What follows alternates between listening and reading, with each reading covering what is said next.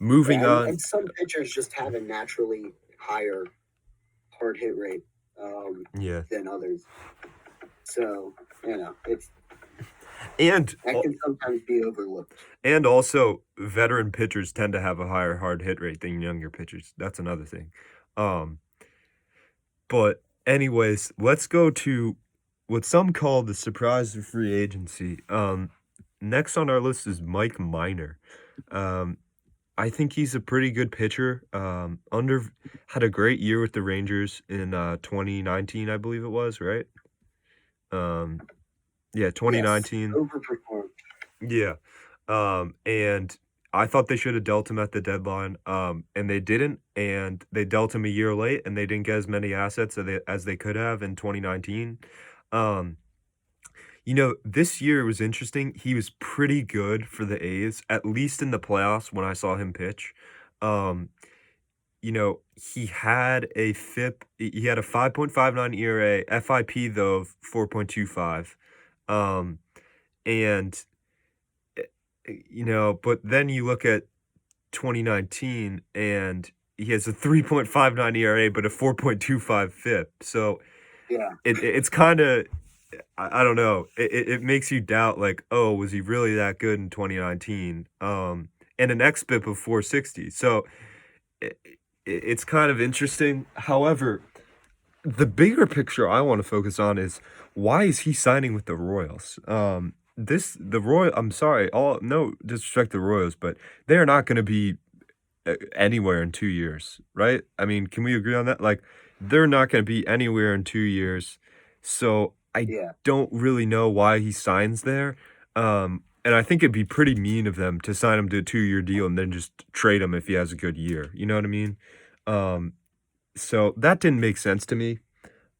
But maybe this is a hey, you pitched well in Kansas City, right? We'll give you eight, 9 million for 2 years, and if you pitch well, we'll send you to a contender. Maybe that's it, right? We'll trade you at the trade deadline if you have a good year. And Kansas City will be the place that you pitch well and get those good stats so that we can get some good assets for you in a trade because he has pitched well in Kansas City before. Michael, what do you think of this theory? yeah. I could definitely see that happening. I mean, I do see him more as a back of the rotation guy. Um, a number four, number Yeah. five. But yeah, I could totally see him getting flipped. I think it's a thing that teams should take more advantage of. You see a lot of similar things kind of in hockey, like it's like the Rangers when they recently traded Mark Stahl and and a pick, I think it was, to Hmm. get back so they could clear up the cap space. Yeah. So they traded him to Detroit, who's not going anywhere. So they cleared up the cap space, but so Detroit can take on the bad contract because they don't have any big contracts anyway, and Hmm. they get a little asset out of it. Yeah. So yeah, I mean, I think it's definitely a thing that can happen. Um, yeah, I mean, we'll see what happens with that. Yeah, no, interesting. So next up, he wasn't on the list, but want to talk real quick about Charlie Morton. All I wanted to say was I thought this was a great signing by Atlanta, right? I mean, now you have a guy who's a proven playoff pitcher. You're getting Mike Soroka back. Then you've Freed and Ian Anderson who are sensational in the playoffs this year. That's four really, really good starters going into next season. And if they get Ozuna back, I think the Atlanta is my World Series favorite, in my opinion. Um, what do you think of the Morton signing, Michael?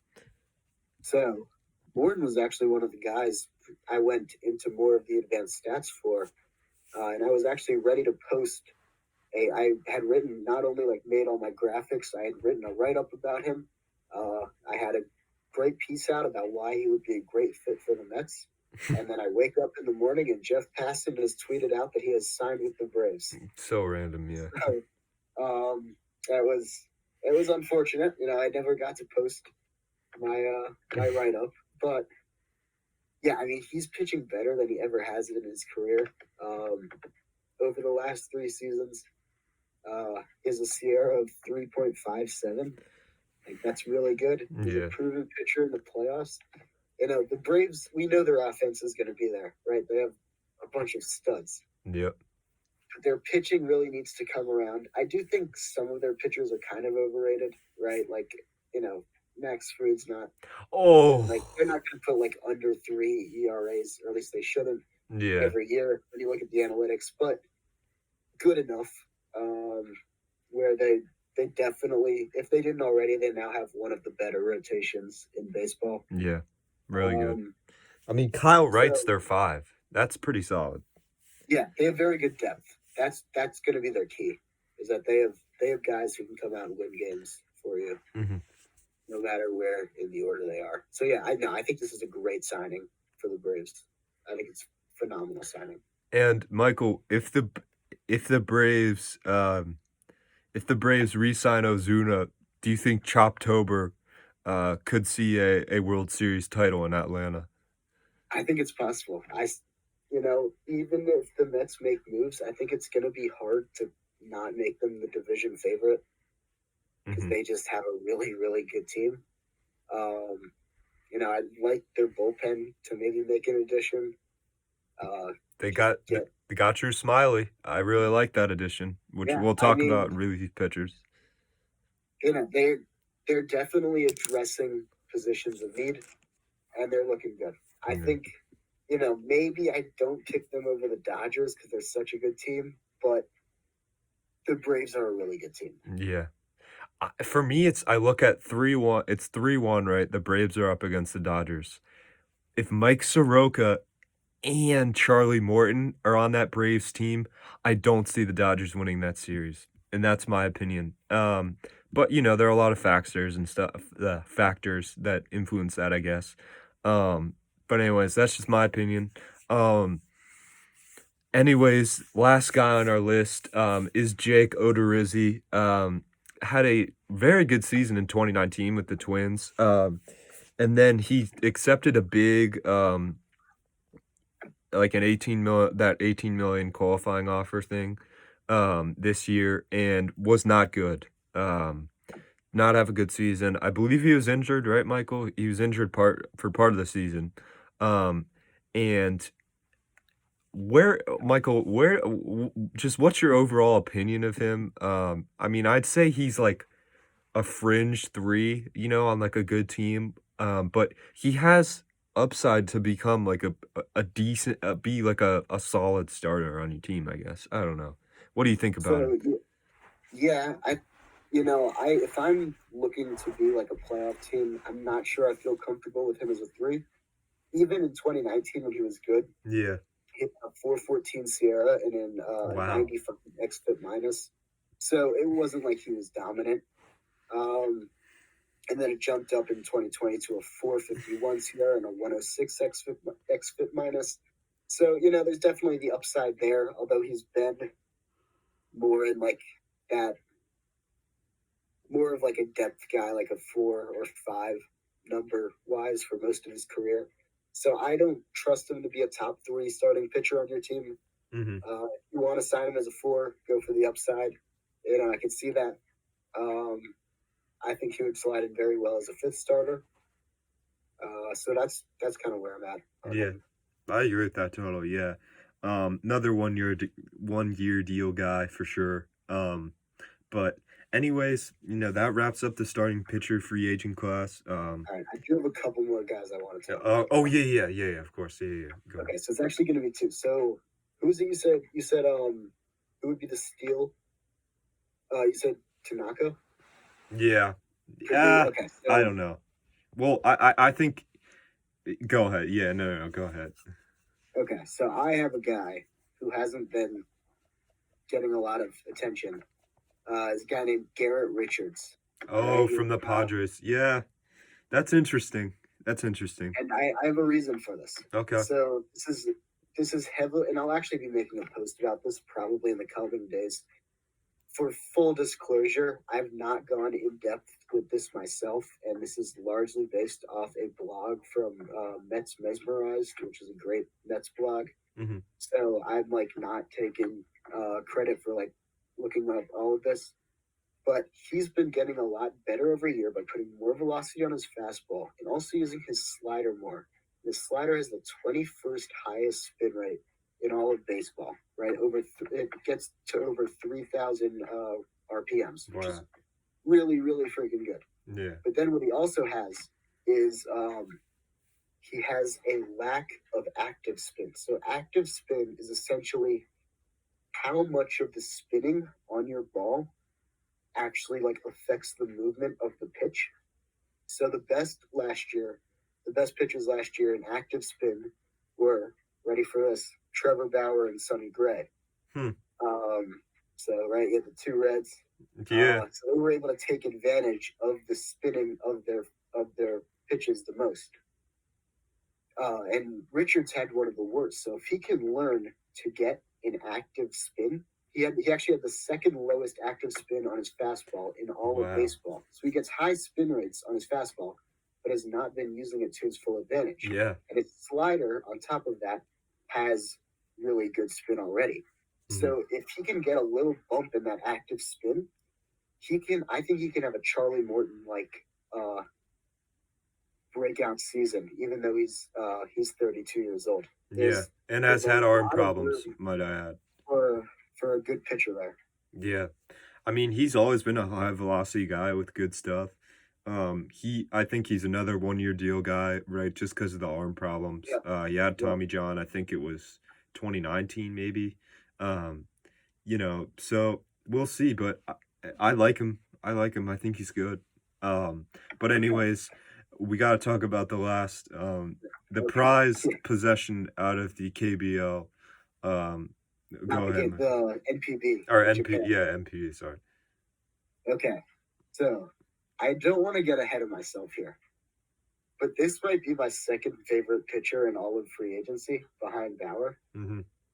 And that's a bold take, I know, because he's not getting a lot of attention. Yeah. But Tomoki Sugano is legit. So, okay, I spent a long time trying to get analytics from Japan, which if you've ever tried to get Japanese analytics, I don't know why you would, because you're not crazy like me. You would know it's very hard. So he had in 2020, he had an ERA of 197. Yeah. He had a FIP minus of 70. XFIP minus was 83. His 24.6% strikeout percentage wasn't great, but he had a 4.7 walk percentage, which is ridiculous. And Yeah. his TRA, which is kind of like, think of it like a precursor to DRA, where it's like trying to essentially find what your ERA would be based on the type of contact you've given up. Yeah. But it's like not quite as good or like as in depth as like a DRA. It was 293. So those are really Wow. good numbers. And Yeah. and he's put up numbers like that his entire career. He'll be 31 on opening day, and he has a very smooth, repeatable delivery that will let him pitch for a while in the majors. Mm-hmm. He also can eat up a lot of innings. As Japan, they throw more pitches than in the United States, so he'll often go 120, 130 pitches an outing. So he'll have no problem going deep into games in the U.S. And so this pitcher is really interesting. He's not a power pitcher by any means. His fastball, which he can throw at a 4-seam and a 2-seam variant, is about 92 miles per hour on average. Mm-hmm. But he pairs that with a plus slider that has really good movement. In 88, that comes at about 85, Mm-hmm. and then an 88 mile per hour splitter that I think he Classic. should be using more, and hopefully he will when he gets to the U.S. Because while they don't have good spin rate tracking in Japan is behind analytically. He was tracked in the 2017 World Baseball Classic against the United States when he pitched at Dodger Stadium. And Really? that splitter was coming in at 3,000 RPMs, which is very good. Yeah. So he's getting a lot of spin on his pitches. By the way, in that game against the U.S., he threw 6 innings and gave up 0 earned runs against a team that had 3 MVPs in the majors. Arenado, Yelich, and Cano? Buster Posey. Or not Cano, what am I saying? Yeah, Buster, yeah. Cano probably would have been on Yeah. yeah, Yeah. Puerto Rico. So he also, and then he pairs that lastly with a 78-mile-per-hour curveball, although he doesn't throw that a ton. So he has good stuff. Like it's probably above average. He's not going to blow you away with speed, but what he does better than anyone else in all of Japan and probably pretty much anyone in the United States is locate his pitches well. He's considered his command of his pitches is considered a double plus grade, which was like a 70 on a 20 to 80 scale, which is ridiculously good. Yeah. So, and that also means that it's going to be less of a transition coming to the U.S. because something like being able to locate your pitches is going to be effective no matter which level you're at. Yeah. And also, yeah, it is a little bit of a transition coming over to the U.S. from Japan, but you also have to consider Japan's league is no slouch. It's actually considered in between AAA and the MLB. Oh So yeah, if he's totally. if he's putting up really good numbers in Japan, which he has his entire career, he's actually won 2 awards that are like the Cy Young equivalent. You have to figure he's going to be really good. Hmm. So right now, he projects as a good number 3 starter in a rotation. I think if he can learn to use that splitter more and make it an offering that because hitters in the states won't see it as much, and and also that pitch tunnels really well with his slider. I think he can be a lower end number 2. Yeah. He has that upside, and also coming as an international free agent, he's not going to be getting as much money as like someone who would if he were putting up those same stats in the U.S. Yeah, you're right. The guy I'm super high on. I think he has the stuff that will play up in the MLB, and the command will easily transfer. He's going to be a guy who can eat innings. Obviously, it's hard to project exactly where he'll be. I'm guessing in a neutral environment, his ERA would be somewhere in like the mid threes, like a 350, 360. Mm-hmm. But if you can have a guy come out and give you a 350 ERA and throw 200 innings every year, that's a really good value. And especially if you can get him for something like $16 million a year or whatever, and then with whatever the posting fee is going to be. So I think there are going to be a few pitchers coming over from Japan. It's going to be him, and then next year a guy named Kadai Senga, and they both look like they could be really impact pitchers in the majors.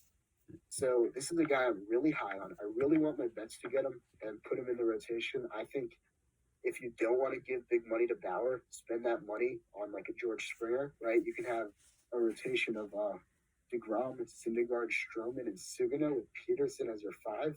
That's a really, really good rotation. Mm-hmm. He's probably not going to make an all-star game in the MLB, but he's a guy who's going to provide a lot of value to whatever team he signs with. Yeah. So he's a guy I'm super high on. A guy who I